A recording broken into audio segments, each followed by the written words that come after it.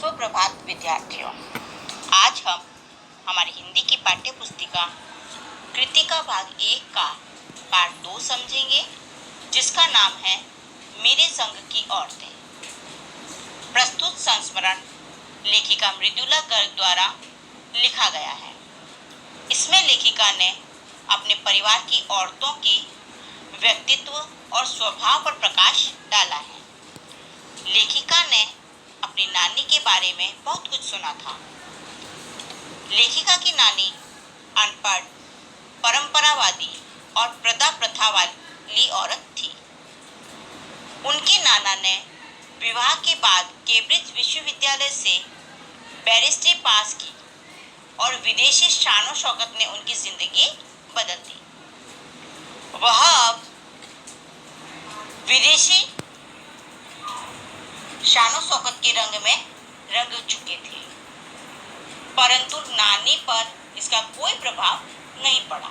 अतः नानी ने अपनी पुत्री की शादी की जिम्मेदारी अपने पति के एक मित्र स्वतंत्रता सेनानी प्यारेलाल शर्मा को सौंप दी। वे अपनी बेटी की शादी आजादी के सिपाही से करवाना चाहती थी। अतः लेखिका की मां शादी एक स्वतंत्रता सेनानी से हो चुकी थी।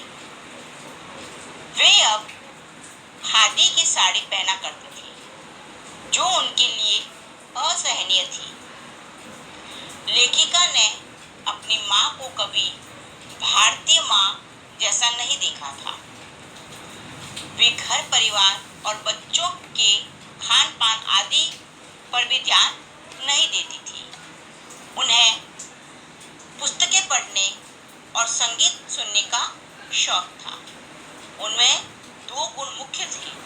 पहला, कभी झूठ न बोलना, और दूसरा, वे एक की गोपनीय बात को दूसरे पर जाहिर नहीं होने देती थी। कहा जा सकता है कि एक की बात दूसरे तक वो नहीं पहुंचने देती थी। इसी कारण उन्हें घर में आदर तथा बाहर वालों से दोस्ती मिलती थी। लेखिका की परदादी को लीक से हटकर चलने का शौक था, यानी जो परंपरा चल रही है उससे हटकर। उन्होंने मंदिर में जाकर विनती की कि उनकी पोतोहू का पहला बच्चा लड़की हो। पोतोहू कहा जाता है पुत्र वधू को या पुत्र की स्त्री को। उनकी बात सुनकर लोग हक्के बक्के रह गए, पर ईश्वर ने भी उन्हें घर में 5 कन्याएं भेज दी, अर्थात 5 कन्याएं वहां जन्म ले चुकी थी। एक बार घर के सभी लोग घर से बाहर एक बारात में गए हुए थे और घर में जागरण था। अतः लेखिका की दादी शोर मचने की वजह से दूसरे कमरे में जाकर सो गई थी। तभी चोर ने सेंध लगाई, यानी चोर को पता चला और उसी कमरे में घुस गया। परदादी की नींद खुल गई। उन्होंने चोर से 1 लोटा पानी मांगा।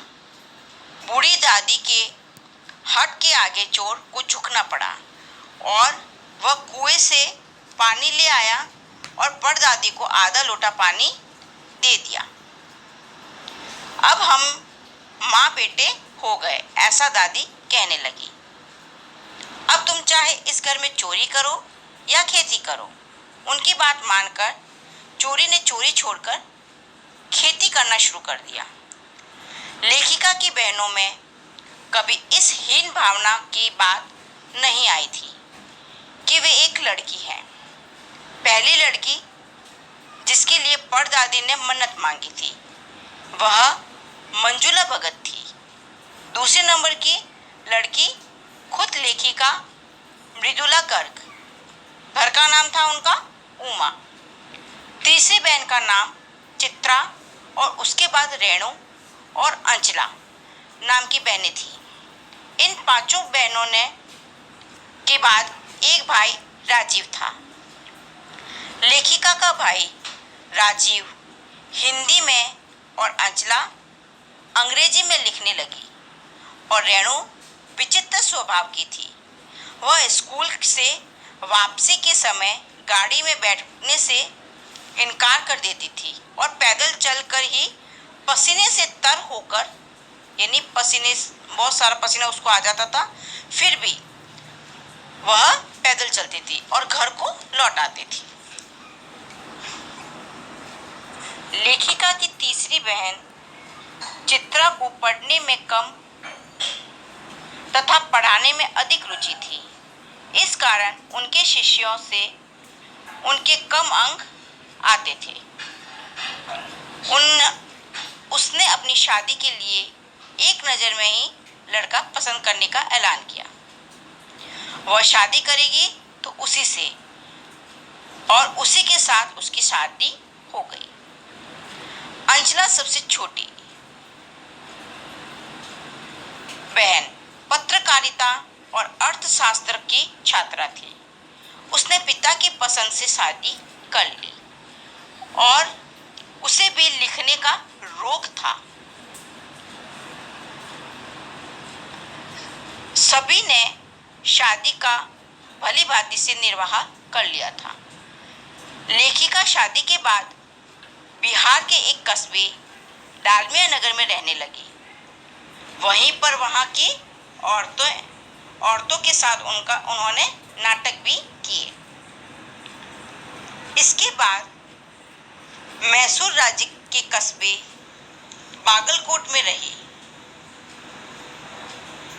वह लेखिका ने अपने बलबूते पर प्राइमरी स्कूल खोला, जिसमें उनके और अन्य अफसरों के बच्चे पढ़ाई करते थे और भिन्न भिन्न शहरों के अलग अलग विद्यालयों में दाखिला ले लिया। विद्यालय खोलकर लेखिका ने दिखा दिया कि वे अपने प्रयास से कभी असफल नहीं हो सकती थी, परंतु लेखिका स्वयं को अपनी छोटी बहन रेणु से कमतर आंकती थी।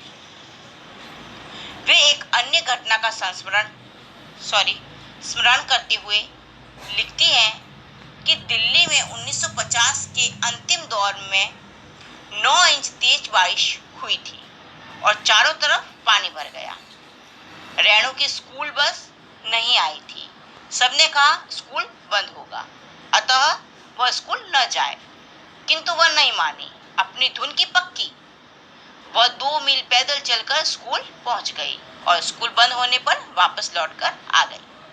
लेखिका मानती है कि अपनी धुन में मंजिल की ओर चलते जाने का और अकेलेपन का कुछ और ही मजा होता है। आशा करती हूँ आपको यह पाठ समझ आ गया होगा। धन्यवाद।